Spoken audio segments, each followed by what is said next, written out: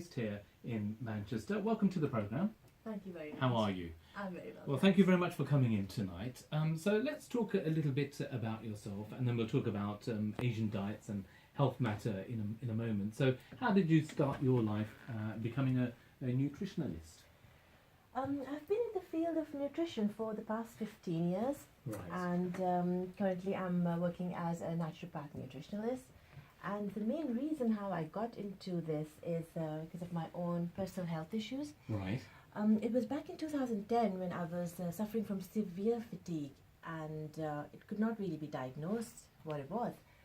And after a couple of years, it was diagnosed as being an underactive thyroid with Hashimoto's, which is an autoimmune disorder. Right.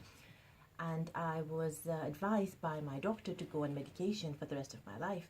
This is for the rest of your life? For the rest of Right. my life, Okay. yeah, because once your thyroid is imbalanced and if it turns into an autoimmune condition, then the only way around it is to support it by medication. But luckily, because I was in the field of nutrition, I had faith in healing myself through right foods and right eating. And that's exactly what I did. So I asked my doctor to just give me 3 months and test me in 3 months and let me do my thing. And after 3 months, he was surprised by the results because my levels had reversed. It's not that you cure something, but it's how you manage your symptoms and you get symptom free with the right food and the right supplements. Right. So let's go back on that. So you had a thyroid problem, you were extremely fatigued. So then how then did you think, well, this is what I need to be doing in order to get myself better? It's just when the results came and my thyroid proved to be underactive, it was almost failing by the time it was diagnosed, because there are certain levels when action is taken upon. If your levels are severely low, it's only then that you're prescribed a medication. If it's like manageable and within a certain range, the doctors don't really take it seriously. Yeah. But that's the reason why it took so long to diagnose it. And by the time it was diagnosed, it had turned into an autoimmune condition, which is when your own immune system is attacking your thyroid. So it's quite severe, and there are lots of people out there at the moment who are suffering from a similar condition, but they're not aware of it. And that's what I do. I try and spread awareness, try and educate people about how they can heal themselves through the right foods and the right nutrients. Okay, so that was your experience, and you managed to manage your condition, and we'll talk more about how you managed to do that. But in terms of your path as a nutritionalist, I mean, then what was your journey after that? I mean, for those who don't know, what does a nutritionalist actually do? Right. After that, I decided to complete my degree as a naturopath nutritionalist. And what does naturopath mean? Naturopath is basically dealing with whole foods. So what we do is we preach that you need to eat whole foods, organic foods, real foods, because that's where all the nutrients are, and that's what our body needs. So it's basically educating people and telling them the benefits of whole foods, benefits of raw food, something that is quite depleted in the Asian diet. So that's what we try and convince them and try and show them that just try it for just a couple of weeks and they see the difference how it works, and then it's life-changing for them. Now, we all know that the Asian diet isn't perhaps the best diet in the world, considering we're having curries day in, day out, and for some people it's just a special treat on a Friday. But here we are having it roti salan every day. We cook in oils, obviously, but then how do we control our diets? Because it's almost you can't, you're not fulfilled if you haven't had your roti. Very true, and this is a big challenge for me when I'm dealing with my Asian clients, to try and introduce new foods in their diet, try and cut down the gluten in their diet, because of course without roti they think that the diet is not complete. But then there are healthy alternatives. It's about which flour you use for the roti. If you are sensitive to gluten, then you shouldn't be using any wheat. There are other flours available out there. There's almond flour, there's coconut flour. You mix it up and you can make really tasty rotis with that.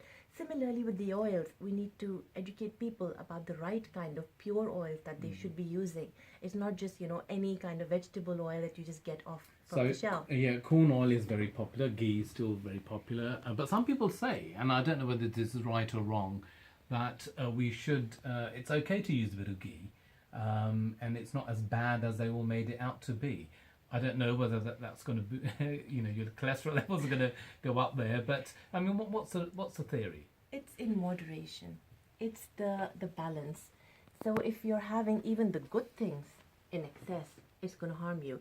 Ghee is a superfood. Ghee is amazing, but again, in moderation. You shouldn't be having, ghee 3 times a day, and the way we cook, spoonfuls, and our curries are floating in ghee. Yeah. So it's just how you cook. So what we do is we just try and tweak the way. They're still having their curries, they're still having their rotis, but they're just having it in the right way. Right. So okay. that's how, it's the eat right for life. So in terms of oils, which is the better one for cooking a curry? Because we know olive oil burns quickly and therefore isn't as effective in getting the curry. And the other one they recommend is rapeseed oil. So what's the best one to aim for?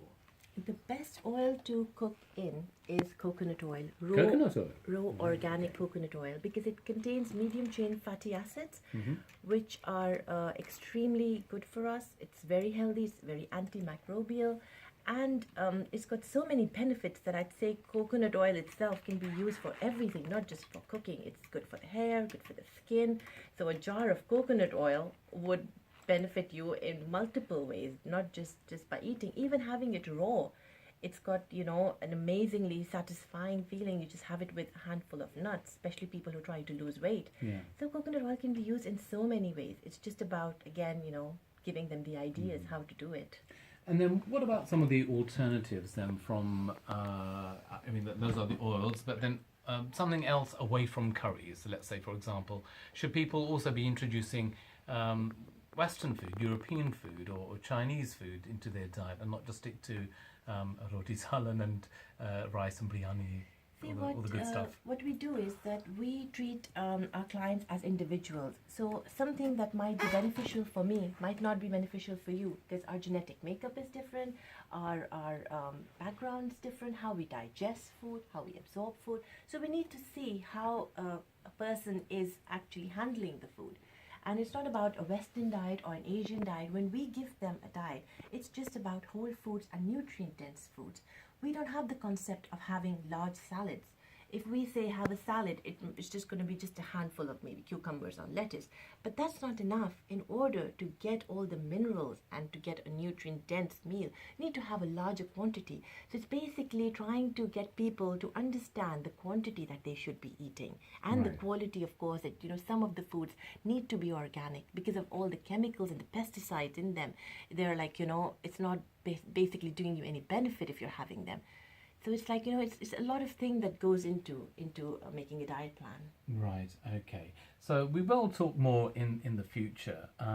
But as we are sort of starting our new campaign, Related, here on BBC Radio Manchester and BBC Radio Lancashire, the first point of call is, I suppose, get yourself checked out with a doctor before you start any diets. Is that correct?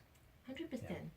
Not just any diet. Any health condition as well, before it gets worse and before it turns into something that is not easily curable. So anything that you feel is out of the ordinary, you can see our body gives us a signal. Right. When we've got bloating after eating a certain food, our body's trying to tell us that this food is not right. Something is not right. It can't digest it, can't absorb it. So it's giving us a signal that you may be intolerant to it. So our Asians are mostly intolerant to dairy and gluten, and that's one of the reasons when they're having a big meal, they just suddenly feel really bloated and find it hard to digest. Yeah. And then again, lifestyle as well, because with us, we're not just giving you a diet advice and just a diet chart to go and follow. What we do is we give you lifestyle advice so that you know how to follow that plan and what to add in your lifestyle, how to get your stress levels down, how to introduce some exercise, and then you benefit as a whole then. Absolutely. Well, Afsha, it's been a pleasure speaking to you tonight, and no doubt we shall be calling on you again for your advice for our special feature. But thank you very much for joining us this evening. Thank you. Thanks My very pleasure. much. There you go. That's Afsha Abadi there, a nutritionalist, explaining a little bit more about how we should control our diet and what we should be putting in our bodies. But more on that in the coming months here on Indus. But now to entertainment. And actor Ali Khan was here in Manchester recently. If the name doesn't ring a bell, his face will. The Karachi-born British-Pakistani actor is known for his roles in A Mighty Heart with Angelina Jolie, and more recently the Channel 4 period drama Indian Summers, where he played Ramu Sood. He was also one of the hosts of the Indo-Pak cooking game show Foodistan, and Ali studied filmmaking at Pimlico Academy and played his first acting role on Doordarshan TV series Kash Em Kash. And I spoke to him on his visit to the region, and he began by telling me about his experience of growing up in different countries. Pakistani actor, really